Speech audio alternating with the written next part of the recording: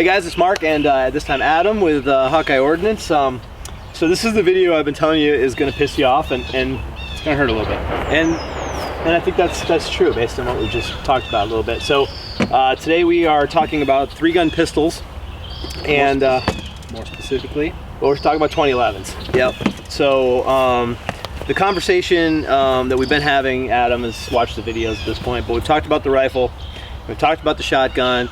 And what we're kind of saying these days is if you got 3 guns, you should come out and play. Yep. But if you're missing a gun, or if you are wanting to, go to the next level with a gun, we're saying go as far as you can go.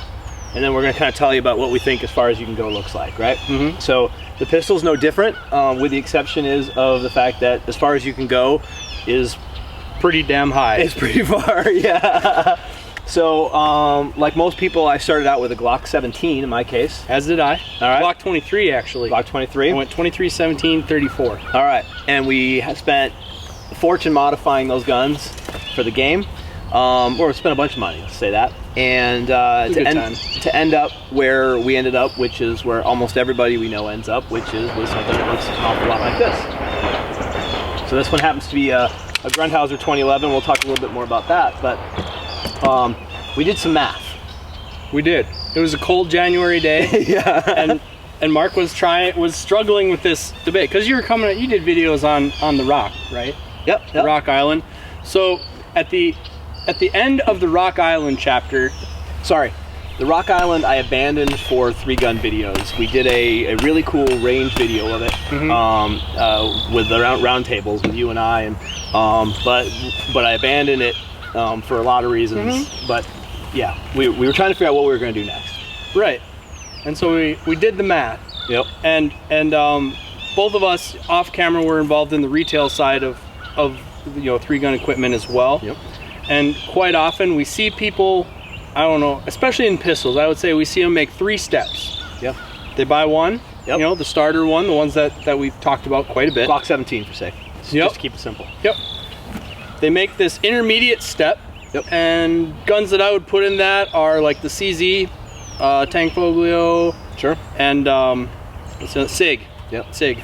Sorry, SIG. All very good guns, and all very good guns. And also very, very, very good for their particular game or application. Yes. Yep. But also invariably, as we watch the new faces turn into familiar faces, turn into old friends, I watch these people go from their Glocks to this intermediate step. Yep.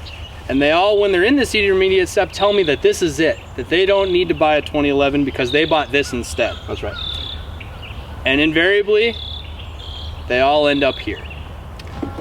What neighborhood of here they end up in, well, that's different. That varies. But I would say anybody who sticks with the game a long time, more than 2 seasons, will end up with a 2011 at some point. So let's talk about that math for a second. So you've already got the Glock 17 because it's been your go-to nightstand, whatever, your main gun. And so you run that for let's say 6 months, and you're at 5 1/4, mm-hmm. right? And then you go out and you buy some magazine pouches and a holster. You're in the neighborhood of 7, mm-hmm. and maybe throw a magwell on it and a new trigger. You're at about $1,000. Mm-hmm. And then you realize that you really need a 5-inch gun, so you make the move to a Glock 34. You get to keep the trigger, you get to keep the magwell, just to make it simple, and you get to keep everything but the holster. So now you're at $1,675 for the gun, mm-hmm. with all in, and a new holster. Let's call it 18, just to say, because you got one new part or whatever you bought, right? Weight for it or something, right? Mm-hmm. So you're at $1,800 now, and that gun, it runs good. It's a solid pistol. It's actually a great 3-gun pistol. Certainly, I mean, there's a lot of guys that are smoking with it. I still have mine, and I still like to shoot it. Yep, but it is not the perfect gun for the game. And so at some point, we see these guys switch. Now they've got $1,800 worth of stuff. Let's say they can sell it for half price.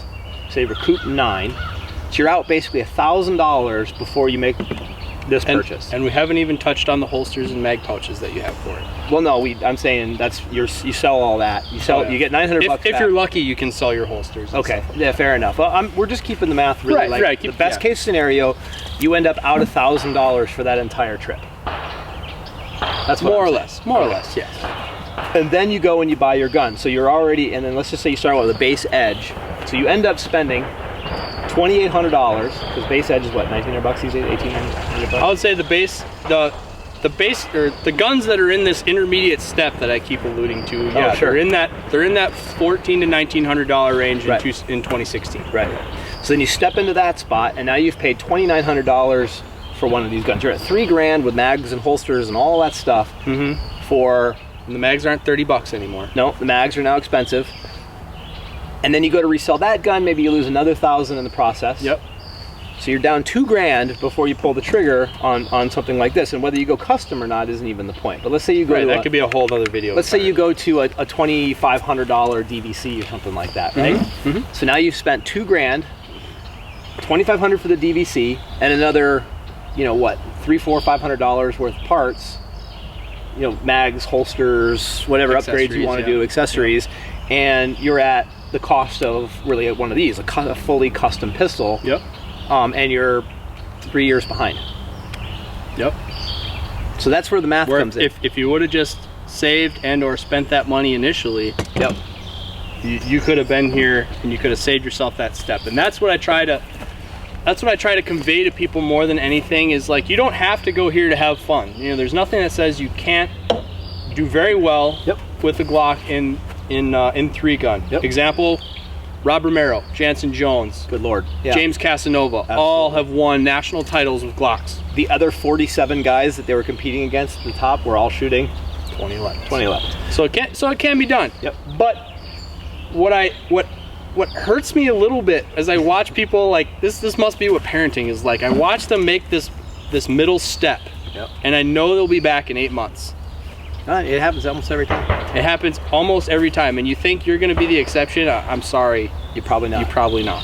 The one exception, though, I will say is though, and this is I think where you and I depart a little bit, is if somebody comes in and they're like a 60% USPSA shooter who occasionally crosses over into 3-gun. Oh yeah, Then and those guys, you know, then the CZ Aki Shadows or whatever, the CZ Shadows, the Tank Folios, those start to make an awful lot more sense at that point because they're crossing over. There's some familiar faces in our videos who definitely fit into that category, and they shoot them like pros, man. They're amazing with those guns. So at this point, I brought Adam in chiefly on this video because he has so much more experience with the 2011 platform than I do. I've only been shooting one for about 16 months now. I bought a base model Edge, SDI Edge, which was a great gun, and I would highly recommend it. There's a couple others in that space, in that low 2000 range.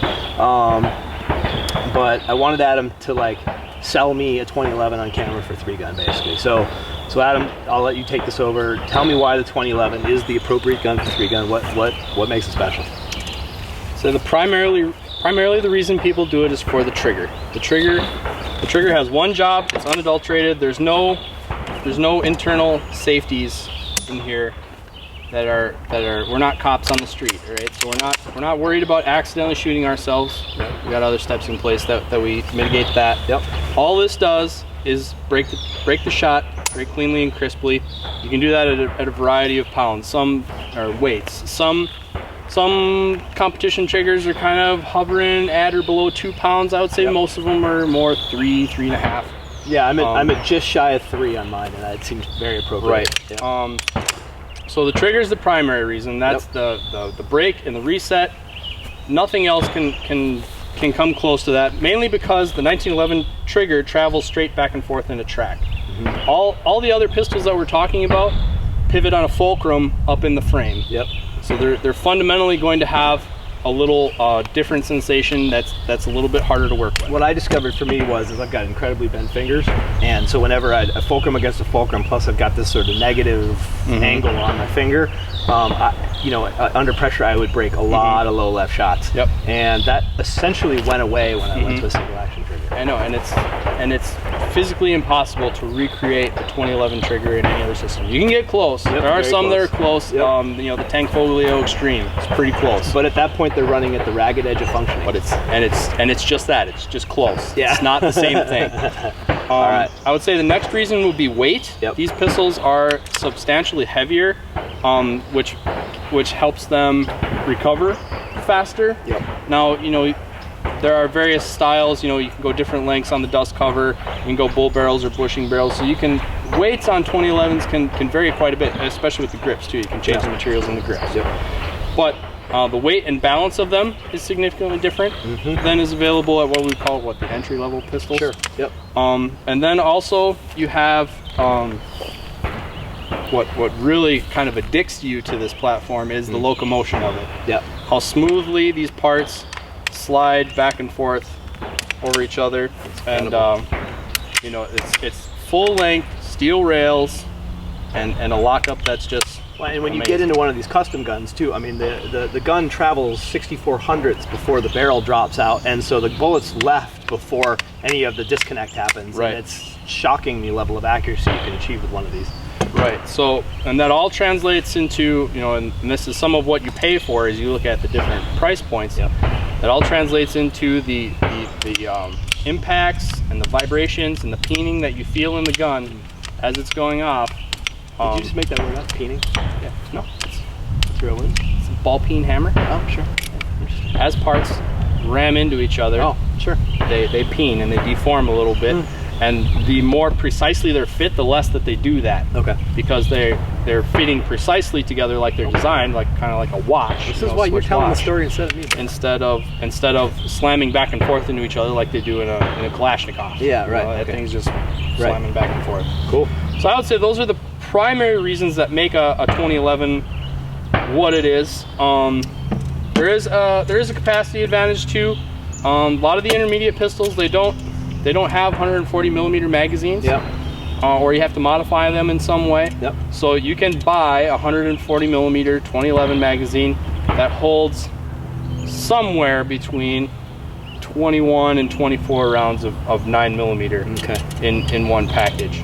Let's talk about mags for just a second, because this is one that was a shock to me. You know, I mean, there's all these aftermarket options for these things. Yes. And some of them are going down a pretty deep hole. Yes. And so, you know, when I looked at this, and when Paul Grundhauser, who made this pistol for me, basically told me flat out, I don't know why, you know, you have a multi-$1,000 pistol made and then you think you're smarter than I am when it comes to making magazines. And so you go out and you put this crazy combination together and end up with a mess and wonder why the gun is This is like reliable. chapter 2 of things I watch people do and they think they're smarter than everyone else. So I essentially use bone stock factory magazines. I have one made up from Paul that does 23 rounds. Yep. And that one's reliable. Right. And then all of my SDI just straight up, right out of the box, they run. I usually load them only with 20 so they seat really fast. Yep. Because I hardly ever use a third magazine, second maybe, right? Yeah.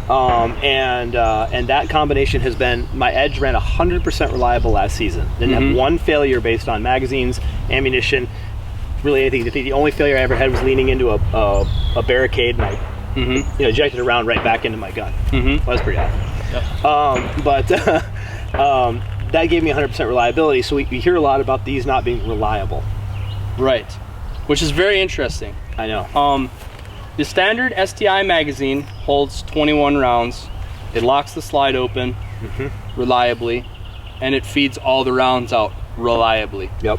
I ran stock STI mags, and I had 12 of them, and I never had a problem with them until I wore the springs out. And then I wore the springs out, and I got to looking at shootersource.com a little bit too much, and that KG Texan sold me the Go Fast parts, and they're awesome. Yeah. But So that's all Terran Tactical in there right now. Well, right? I was not going to use his name because I'm not going to say nice things about him. Well, no, you were gonna say bad things about yourself and great things about his product. Right. Maybe. So I went down the rabbit hole. I ignored my own advice. I told people for years, just use the stock STI mags. But I had to find out. I mean, 2 more rounds. Wouldn't that be awesome? Wouldn't that be awesome? And so I was like, first I'll try the springs. Lo and behold, no, you need the followers and the base pads too. Okay. And then, yeah, actually, just kidding, you need his spacer as well. So you need the whole package. Okay. So you basically reinvested the whole cost of an additional magazine into the internals of this magazine. So now you're at 120 bucks for your mag. Best case scenario. Best case scenario. If you get free shipping. Right. If you get, You know? So, and then, lo and behold, I'll start to have problems. You know, it's spooky. You're pushing the performance. I mean, it is mechanically possible. I still use them. but you are playing with fire. You need to understand that if once you depart from standard STI stuff, you know, STI is not dumb. No. All right, they know they have to warranty anything they send out the door. 21 rounds is what they're willing to warranty, just selling to anybody. Yep. You know, so to depart from that, you gotta understand there's a reason they didn't do that. Yep. And so these mags get a little spooky. Now that I have them, I still use them. Yep. And I do fairly often, you know, go to show clear, and lo and behold, the last round sitting in my chamber, you know. So yeah, it did pay off to have the extra capacity. Yep, it sure does. But it's like anything. When your stage ends in tears too, that day it's not. No, so you gotta be careful, and I would be very picky about whose stuff you use. I would stick to a whole system. You get guys who are like, I'm using X follower and Y spring with Z base pad. Because you're a gunsmith at that point, right? You're starting, yeah. Just get your Dremel in there. And, but from the factory, I have never had to tune an STI magazine. Yeah, to get it to do what it was supposed to do. Yep. Once I started messing with it, that's when I started to have problems, and I accepted that as a risk of going for the extra capacity. Yeah, and I will say, you know, with the modern game, it seems to me that having one mag that can do 23 or 24 rounds for sure is a pretty great advantage if it's reliable. So talking about reliability, the magazines are important. You got to have, you know, one made out of good parts. It's important to keep them clean. I don't like to use them once they've hit the ground without hitting them with a brush. Yep. So the magazine's very important. And then the other thing, when you have a problem with a 2011, remember this, especially if you buy a custom one, this gun was set up to go 30,000 rounds. Think of how much that costs. 30,000 rounds being the same thing that it is. A round of ammunition, a cartridge of ammunition, is disposable. It's meant to go one time. That's all. Its whole purpose in life until you maybe remanufacture it. Right. So if you have, and this is a box with a spring and a plastic thing in it. So if you have a problem with your gun, more than likely it is either magazine, ammunition related. More often than not, it's ammunition related, especially if you made it. Maintenance related. Or maintenance related. Yep. It is important to keep these somewhat reasonably lubricated because there's a lot of metal sliding back and forth. I just whenever after I'm done, you know, I just clean and lube this from a major, and usually you'll find little places where it's kind of oozing out a little bit. You know what I mean? It's not like my Glock where you never saw oil on the thing. You know? Right. Well, we just got back from the Ironman not too long ago. Yep. I didn't take my gun apart the whole time we were at Ironman. Okay. And I lubricated it a little bit more this year, but in seasons past, I haven't even put any lubrication on it. I serviced it at home, shot the whole match, and I cleaned it when I got home. You lubricated it before you left. Yes. So it was clean and ready to go when I left. Yep.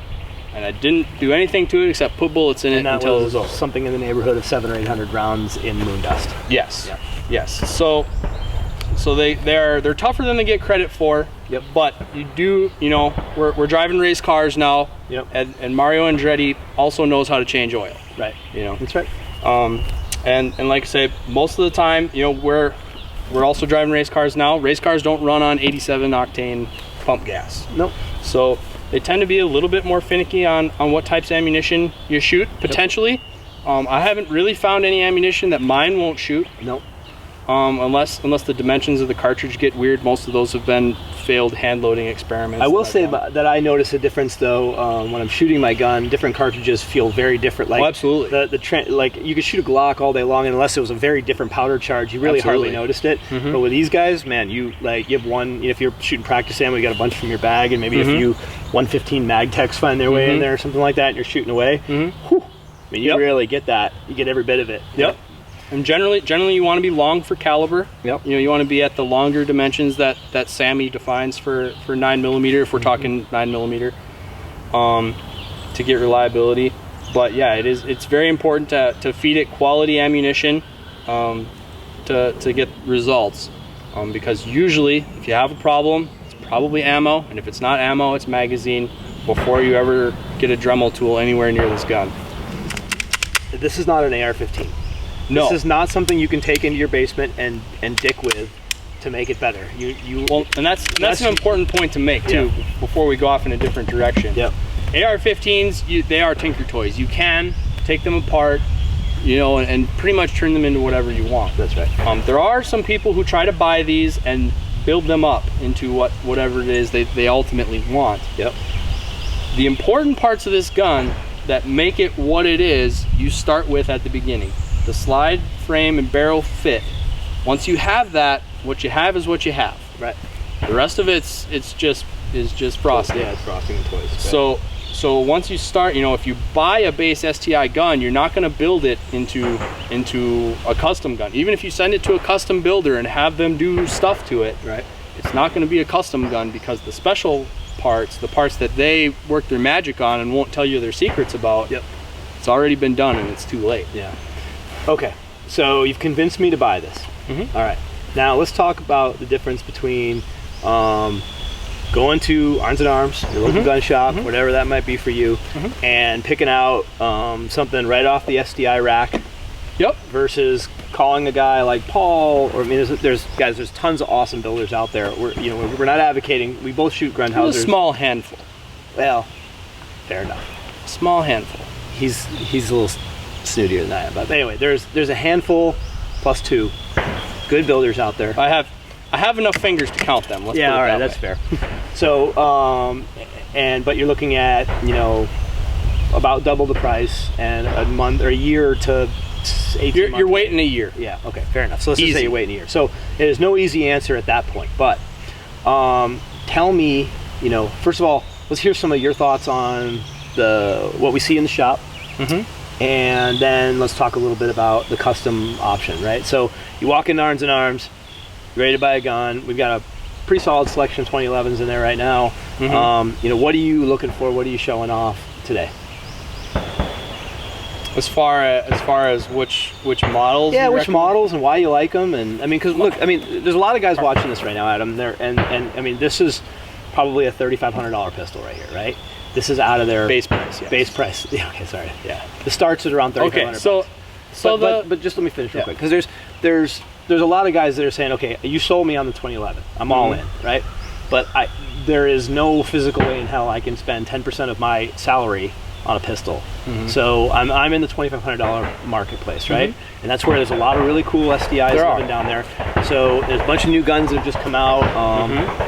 What are you liking? What are you not liking? Where do you want it? What are you looking for to get the most money out of the gun you can? My favorite one for our segment right now, and SDI has been making it for a long time, is the Apiero. Oh yeah. That is still my favorite one that they make. They don't use the Schumann barrel anymore, but it's basically an edge with a sight tracker or a rib style barrel. Yep. And polished sides. Polished. I mean, it looks kind of cool, and you either love it or you hate it. Right. Yeah. But I would say, even aside from the features, I would say they tend to, more often than not, turn out a little, because when you see as many specimens as we do, throughout the year, they are a little different. Yep. You know. Sure. And Apieros consistently turn out very nice. Nice. Yep.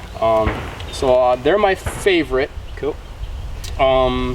From there, I mean, the STI is pushing the DVCs right now. Sure. I tend to think DVCs are kind of a lot of lipstick. Yep.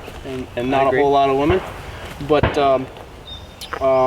they look cool, but it's not necessarily slide lightning. I've even seen some stats. You know, you actually like weigh them, weigh the slides. Yeah. They milled out all those holes in the side, but they actually really didn't take off a whole lot of weight. Yeah. Like our guns look fairly standard, but in tri-topping the slide without even punching any holes on it, just tri-topping the slide, both of these slides are lighter than a DVC slide. Yep. Whoa, I knocked stuff over. So I do like the DVC. It's not my favorite. I think it's a little expensive for what it is. Yeah, we're also two guys, so keep this in mind as you're listening to us. We're two guys who are look at our pistols, right? There's not a lot of flash. I mean, these are everything you need, nothing you don't pistols, you know, all day long. So, you know, if you like flash, there's nothing wrong with that. You can always throw down the cool card. The DVC is a great gun. Yeah, you always win with second kind of cool. Right? Yeah, no, you can't. Yeah. Nothing fancy screwed that up for us forever. I know, right?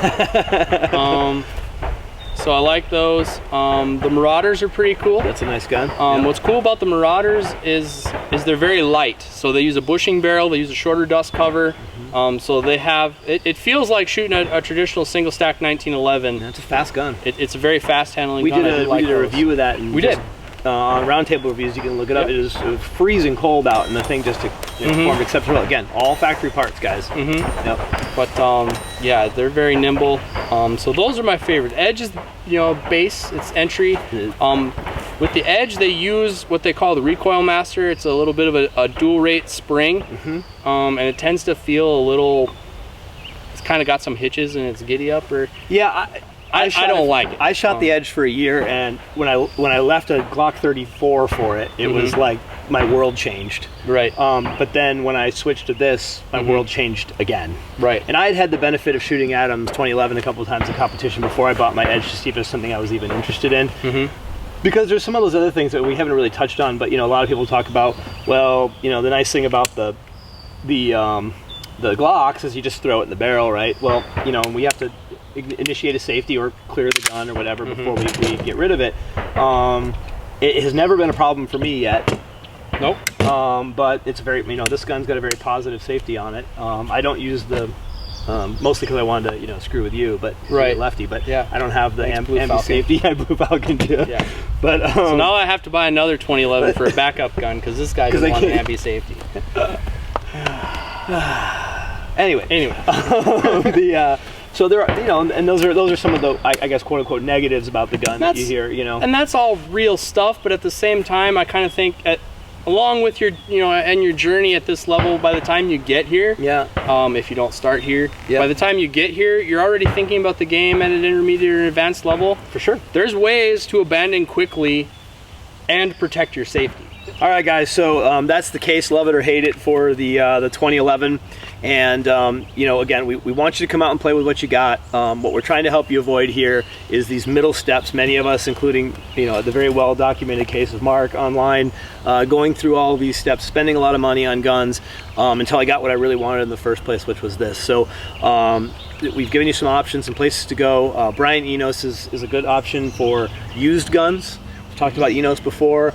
You had mentioned, asking somebody to shoot. Oh yeah, I mean, especially guys who have custom guns, they're more than willing to let you look at theirs because they're usually pretty proud of them. Yep. So especially if you go to a major match, where there's a lot of them around. Yeah. Ask some people to pick up their guns and look at them because they're all a little different.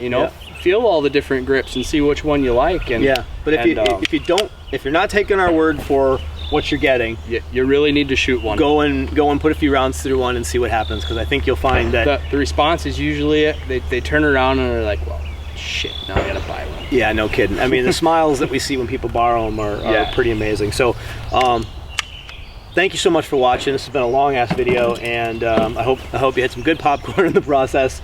But we really appreciate all your support. We got a bunch of new videos coming out, some shooting and some smaller gear things. We're kind of done with the most expensive videos for your pocketbook that we're going to make this season, hopefully, unless something really awesome happens to me and I buy something stupid.